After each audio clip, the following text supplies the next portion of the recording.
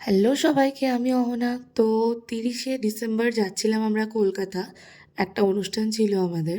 হ্যাঁ হ্যাঁ হল বলো আমি বলো জানলা বলো থেকে যাবো। হল থেকে আমরা দৌড়তে দৌড়তে উঠেছি। আরে গোলাপি রঙের মেয়েটা আমাদেরকে হাত দেখাচ্ছিল জানলা থেকে এরকম করে। এখানে আমরা সবাই ছিলাম, আমি, মামি, মাসি, মা, আমার মাসির 2 মেয়ে, আমার ভাই, সবাই আমরা ছিলাম। আর ভ্লগটা অ্যাকচুয়ালি আমি প্রথম থেকে স্টার্ট করতে ভুলে গেছিলাম। তো আমাদের লাগেজ দেখো, মানে আরও লাগেজ ছিল, এগুলো মাসিদের লাগেজ, আমাদের লাগেজ ওপরে ছিল।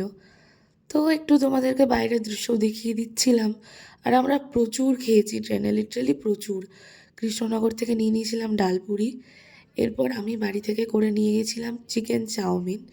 মানে চিকেন চাউমিন বলতে 1-2 টুকরো চিকেন ছিল, বাকিটা পুরোটাই ভেজ। তো মাসি এখানে একটু আমার পেছনে লাগছিল। তিন্নি হাতের স্পেশাল চাউমিনটা খেয়ে নেবে, কেউ ভাগে পাবে।